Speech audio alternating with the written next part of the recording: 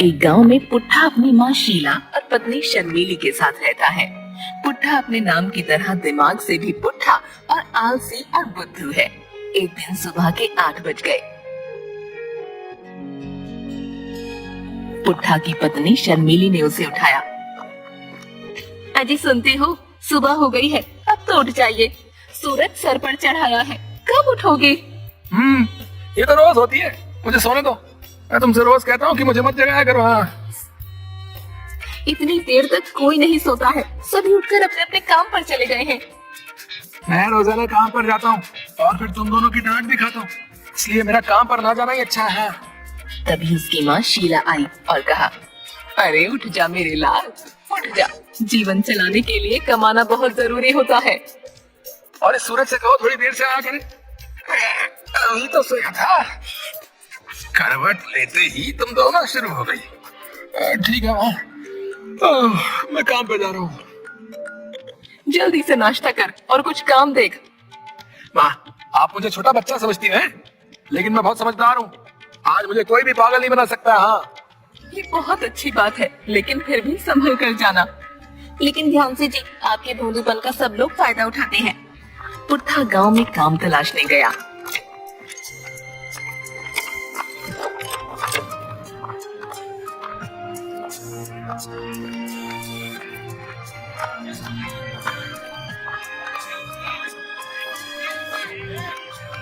अरे आओ पुट्ठा, कहो क्या हाल है? अरे नाना जी, एकदम चकाचक हूँ। कुछ काम वाम कर लिया करो। क्या बोले जा रहा है पुट्ठा, पूरा पागल हो गया क्या? यहाँ दुकान पर क्या झक मार रहा हूँ, काम ही पर हूँ। अरे लाला, थोड़ी सी जुबान फिसल गई है।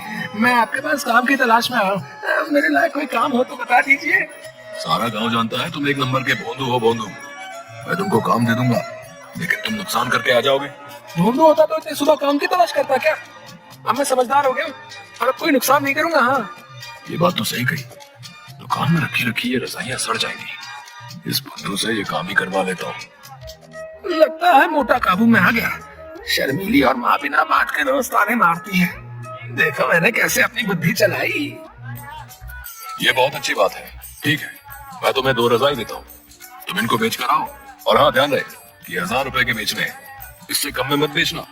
और दोनों रजाई बेचने के बाद तुम मुझे 2000 रुपए लाकर दोगे, फिर मैं तुमको आज की दिहाड़ी दे दूंगा। अरे वाह, आप बिल्कुल फिक्र मत करिए, मैं पूरे 1000 रुपए में बेचूंगा। पुट्ठा दोनों रजाइयां उठाकर गांव में चला गया। रजाई ले लो, रजाई बहुत अच्छी अच्छी रजाई।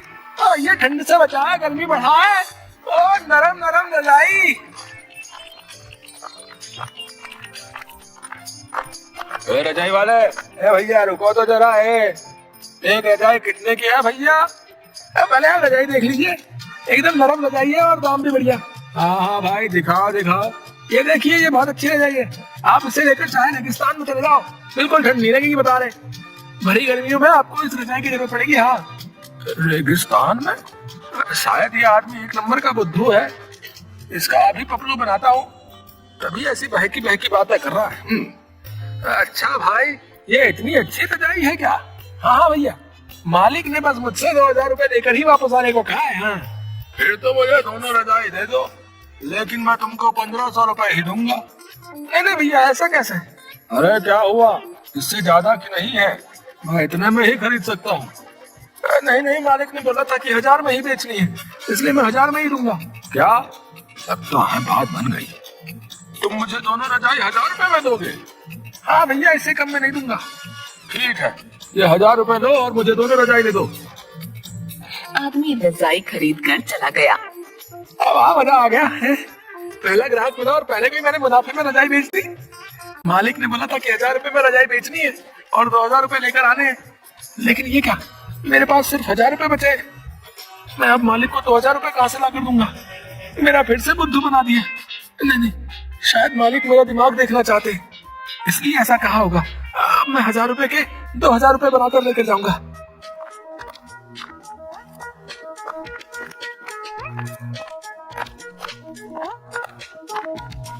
पुट्ठा जेब में 1000 रुपए लेकर घूमता रहा, लेकिन उसे कोई तरीका नहीं सूझ रहा था। मैं अब क्या करूंगा, मुझे कुछ समझ में नहीं आ रहा है। अरे भाई तुमने एक आदमी को देखा तो रजाई लेकर जा रहा हो? भाई अभी थोड़ी देर पहले तुम ही तो रजाई लेकर जा रहे थे। अरे बुद्धू हो क्या? मैंने किसी और को देखा तुमने? नहीं भाई नहीं देखा, लेकिन हुआ क्या है, आज दोबारा कोई बुद्धू बना गया क्या है? भाई वो मेरी एक रजाई फ्री में ले गया, मुझे बातों से बेवकूफ बना दिया। उसकी भी जरूरत नहीं पड़नी थी उसे, क्योंकि तुम तो हो ही बेवकूफ।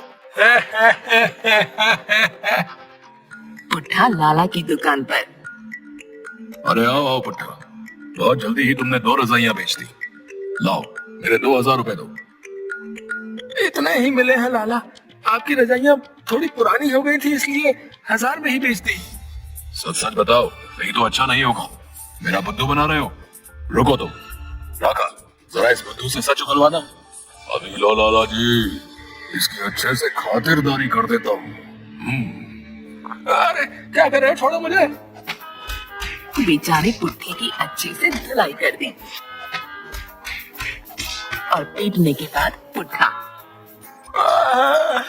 लाला इतनी खातिरदारी की क्या जरूरत थी? कोई पुट्ठा के घर पर शर्मीली उसकी सिकाई करते हुए। कहा था ना समझदारी से काम करना, आ गए ना पिटकर। समझदारी तो बन रहा था शर्मीली, लेकिन कम वक्त चाहते ही नहीं कि मैं समझदार बनूं। हाय हाय बहुत दया हुई। अगले दिन सुबह। अरे मेरे लिए पानी लेकर आओ। लाती हूँ, वैसे कल रात की धुनाई के बाद प्यास तो लगेगी ही। वो कल वाली बात छोड़ो, समझी? अब देखना पुट्ठा बिल्कुल बदल गया। हाँ, इसलिए मुझसे ज्यादा सवाल जवाब मत करो। हाँ ठीक है, आज भी कहीं जाओगे बुद्धू बनने के लिए? अब पुट्ठा को बुद्धू बनाना नामुमकिन नहीं बल्कि मुमकिन है। शायद आप कुछ उल्टा भूल गए हो। बुद्धू की समझदारी किसी से देखी नहीं जा रही है। ओह समझ गई, आज ध्यान से ये काम करके आना। ये कुछ रुपए डाक खाने में जमा करवा देना और ये 100 रुपए का राशन लेते आना, समझे? ठीक है माँ, मुझे आशीर्वाद दो। हाँ दे दो, ताकि आज फिर इनका कोई बुद्धू बनाकर भेज दे। पुट्ठा गांव के बाहर से जाता हुआ। तभी उसे एक पुराना दोस्त सुकड़ा मिल गया। अरे भाई कैसे हो तुम, इतने देर बाद दिखे हुए हैं? अरे सुकड़े तो कमाया से है, बड़ा टेंच लग रहा है भाई। टेंच है, काला चश्मा, लाल कमीज, कहीं हीरो हीरो तो नहीं बन गया भाई? तो तुम्हें बता दे भैया, पहले से सुधरा या वही हाल है अभी भी है? भाई आप तुझसे क्या छुपाओ यार, जो भी काम करता हूँ सब बेवकूफ बना जाते हैं। ससुरा पूरे गांव में बुद्धू बुलाने लगे यार। अभी डाकघर जा रहा था, माँ ने कुछ पैसे जमा करवाने को दिए, लेकिन अब मैं सुधर गया हूँ। अब कोई मुझे बुद्धू नहीं बना सकता। हाँ यही तो सुनना चाह रहा था, सुकड़ा का तो काम ही यही है, दूसरा को बुद्धू बनाने का। और आज तो बुद्धू अपने आप चल कर आ गया। अरे आज से तुम्हारा मजाक कोई नहीं बना पाएगा है? तुम्हारा दोस्त जो वापस आ गया भैया, मेरे पास तुम्हारे लिए कुछ खास है, आज इसको लूट लेता हूँ। अच्छा मौका है। क्या हुआ भैया, आपके पास मेरे लिए कुछ खास है? क्या है, क्या है वो, बताओ बताओ। मैं तुमको एक ऐसा बीज दे सकता हूँ जिनको बोने के बाद सोना निकलेगा भैया। क्या सच में? और नहीं तो क्या, मैं झूठ बोल रहा हूँ? अगर तुम सोने के बीज नहीं खरीदना चाहते हो तो कोई बात नहीं, मैं किसी और को बेच दूंगा। नहीं सोने के बीज मुझे दे दो, मैं तुमको सारे रुपए देता हूँ। ठीक है, ये 1 किलो सोने के बीज है, अपने खेत में जाकर बो दो, सोने के पेड़ बाहर निकल आएंगे। लेकिन तुम इनका ध्यान भी रखना और समय पर पानी भी लगाना पड़ेगा भैया। मुझे ये बीज गेहूं के क्यों लग रहे हैं भैया? अरे मैंने ये जानबूझकर गेहूं के रंग के बना दिए हैं। तुम खुद सोचो कि अगर सबको पता होगा कि ये सोने के बीज है तो सब खरीदना चाहेंगे कि नहीं, इसलिए मैं ये छुपा कर रखना चाहता हूँ। ठीक है? धन्यवाद भैया, ये आपने मुझे दे दिए। अब मैं घर जा रहा हूँ, मैं कल इनको बो दूंगा है। और घर की तरफ आते हुए पुट्ठा। अब देखना ना, और शर्मीली सबको मेरी बुद्धिमानी पर नाज हो गया है। और वो भी क्या ना पुट्ठा, तुमने काम ही इतनी होशियारी का किया है, अपने दोस्त सुकड़ा को बातों में फंसाकर उससे सोने के बीज ले लिए। अरे पुट्ठा वाह, बेटा इतनी देर में आया है। माँ आज खुशी का दिन है, आज मैंने बहुत बड़ा काम किया है। ऐसा क्या किया है? मुझे सोने के बीज मिले, मैं कल सुबह खेत में सोने के बीज बो दूंगा और फिर हम बहुत जल्दी अमीर हो जाएंगे। हाँ लगता है आज सच में पागल हो गया है। बहू, अरे ओ बहू कहाँ गई? इसको पानी पिलाओ। हाँ माँ। इससे अच्छा सुबह घर से बाहर काम पर नहीं भेजते तो ज्यादा अच्छा रहता। लेकिन अब पागलपन का इलाज करना पड़ेगा। हमारे पास इतने पैसे भी नहीं है। अब हमें पैसों की जरूरत नहीं है, क्योंकि अब तो हमारे खेत में सोना हो गया सोना।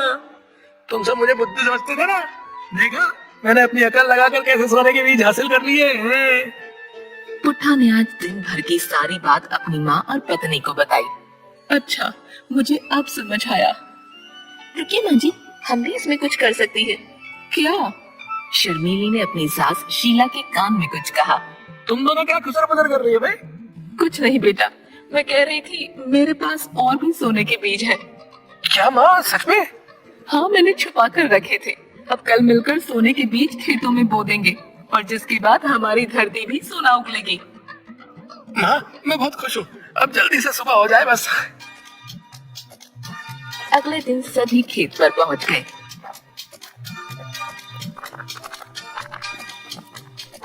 और पूरे खेत में गेहूं बो दिए। लेकिन पुट्ठा उसे सोना समझ रहा था, इसलिए उसकी खुशी का कोई ठिकाना नहीं था। अब सोने के बीज बो दिए हैं, लेकिन तुम ये बात किसी को मत बताना। हाँ माँ, मैं किसी को नहीं कहूँगा। हमें खेत की सिंचाई, नराई करनी होगी और पशुओं से देखभाल भी करनी होगी। माँ, आप बेफिक्र रहो, मैं अब सारा काम खुद देख लूंगा। पुट्ठा खेत में मेहनत करने लगा। शर्मीली खेत में ही पुट्ठा को खाना देकर आती। पुट्ठा ने अब सबसे बातें करनी बंद कर दी थी, इसलिए कोई भी उसका फायदा नहीं उठा पा रहा था।